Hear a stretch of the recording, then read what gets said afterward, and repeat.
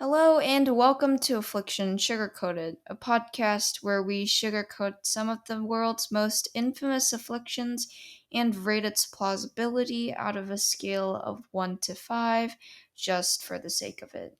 I'm Minnie Kim, and today we will be sugarcoating the practice of coin flipping.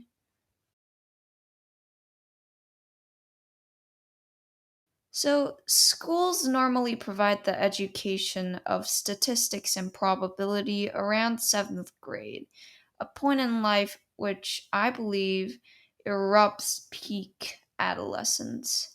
Your reputation starts to shape the rest of your academic career and your school career in general, and the relationships with friends hold the unbelievable weight of both identity and clarity. A few lessons on probability before a unit test doesn't display much meaning. But if people were surprisingly attentive during those few lessons, one would recognize a probability simulation design.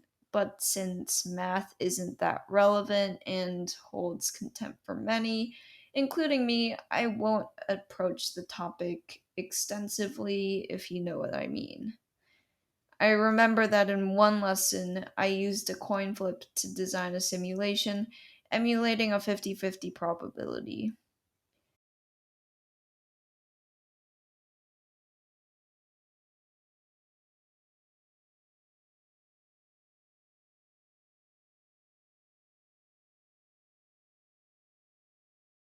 May this be one of them. But to start again, I'm still in school, which is one of the rationales behind my somewhat immature and squeaky voice. But the teacher asked the class to solve for the experimental probability to the closest extent, hence my 30 trials of flipping a coin, 90 if you include other factors. It was classwork, but it was so unbelievably time consuming that I had to do it for homework, soon realizing that I didn't have a coin and had to scrap my entire work progress to use another method, a less grueling one where I randomly generated 30 numbers from a calculator.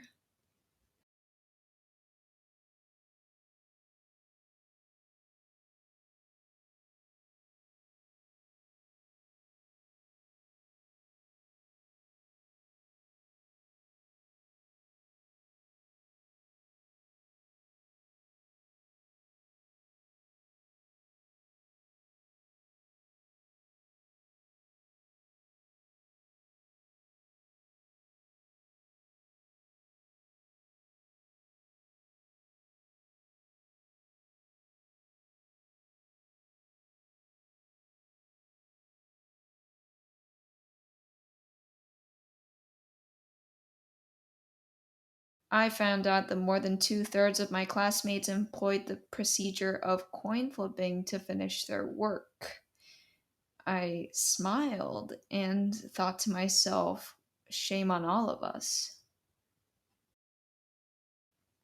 But I guess what I thought to say was, shame on all of you. A calculator was so much quicker than flipping a coin 90 times, and I would see numbers on my notebook page, not heads or tails, which I don't know why, but gave me a disconcerting sensation. It wasn't mathematical, I guess. It seemed more philosophical than numerical. I could almost picture myself in the iconic image of a philosopher lecturing a group of people, saying, "The coin landed on heads, therefore I think, and therefore I am." But let's scrap all this imagery of despond and walk through a brief history of coin flipping. The practice of coin flipping first began during the Roman Empire. At that time, coin flipping was often regarded as heads or ships. It was called a whole lot of other things in different countries, but why go there? That's one perspective, however. History is one of those things where minimal so called facts can actually be proven to 100%. and others are just educated guesses that are modified after teaching several generations. Some historians believe that the practice of coin flipping began in ancient Greece, and I would love to go in depth of the whole controversy, but I like to play a little game in my head called Why? So, why? I mean, we don't think about the history of brushing our teeth in the morning, partially because we're too incredibly groggy, but just why? But to drive myself away from this game for a while, let's just appreciate the fact that millions of dollars are devoted into a single piece of round metal, flipping to show either a head or a president or whatever else the other side shows. It's truly amazing. It can start a game, it can save a life. Alas, it can end a life. You decide which side you're going to fight for. You decide which road to take. Not only do I mean that literally, but I mean it metaphorically, as in the innumerable crossroads painted in the canvas of life. Now, some may find that spectacular, but I find the practice of coin flipping quite adverse. Like, it's not the coin flipping itself, but the outcomes that follow it and the rivalries it creates. It's not the framework of entirety, but then again, nothing ever abides by that framework. Of course, there are so many moments that are destined by one flip of a coin. There's the Super Bowl, serious bets, debate sides, and so many more that we probably don't even acknowledge. But for today, I chose a quite simple example to implicate the detriments of a coin toss.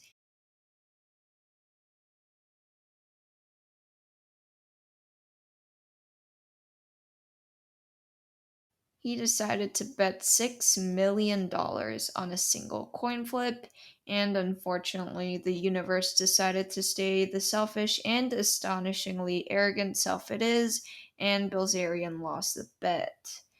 And I emphasize that this was $6 million. But the astonishing thing about this is that during the interview in which this case was discussed, Bilzerian responded to Bensinger, the interviewer's question, "How did you feel after that?" with a barely audible sigh and a whatever. I mean, it's understandable. It is what it is, and what's done is done. Like, humans always withhold the knowledge that after a coin toss, thousands of dollars in hard work might go down the drain, but they rarely employ this rationality into authentic use. Instead, we cry, suffer, grieve, and often use violence to portray that anger of knowing resentment. How accurately undistinctive. But it doesn't end there. We value the practice of coin flipping on account of its 50-50 chance. It's completely arbitrary, and that seems fair. But when we put our lives' work on hold to designate it as a bet for a completely arbitrary action, it seems rather vain. It's our natural instinct to celebrate when a coin toss paves an easier way out, but incessantly proclaim that we should not decide such a major and crucial decision on a completely arbitrary measure after losing. So I guess no.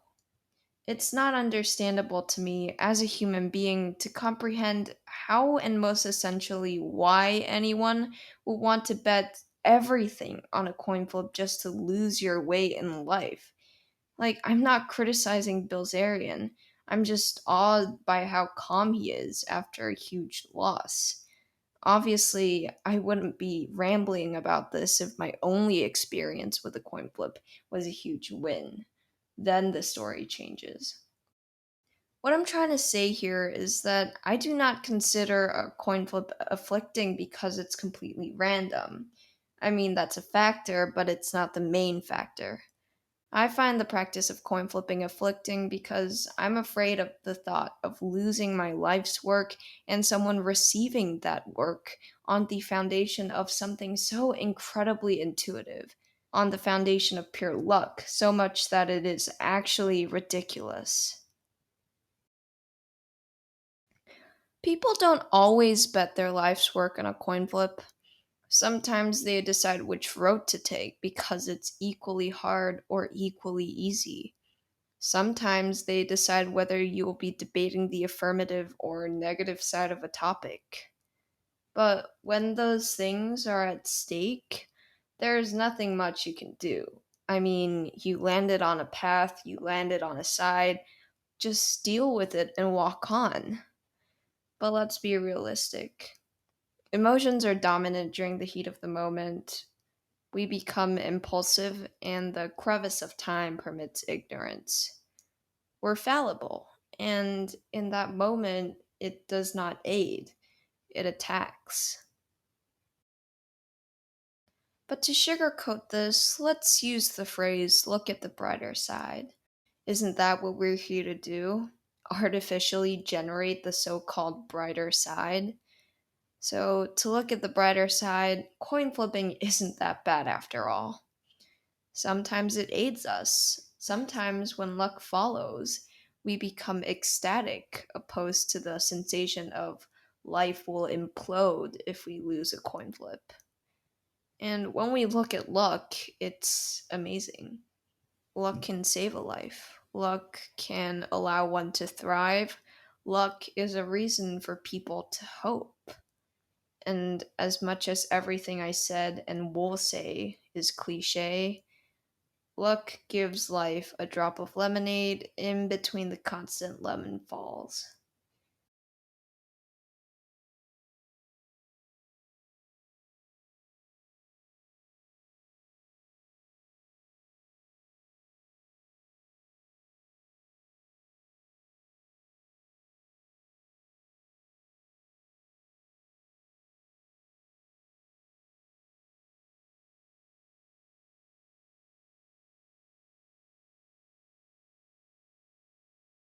And no matter how many days we have grieved over the lack of luck in our lives, there will never be enough luck to appease our parched throats.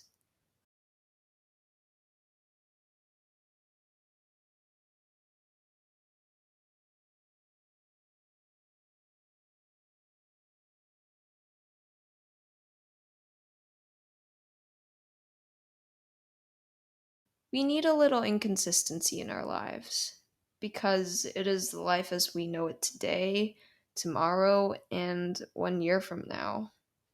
And as a student that does not face the authentic menaces of life, I crave luck because as much as I can't have it, I live one more day knowing that there's more to come. I give the sugarcoating of coin flipping a 3. This podcast was written and produced by me, and on that note, I would like to truly thank you for listening. I cannot express in words how much I appreciate it. And since I just have to be this perfectionist freak, I recorded this podcast multiple times, and I still don't think it's good. But oh well. If you have any comments or reviews for this podcast or a specific episode, please feel free to write any and all thoughts on your podcast reviews.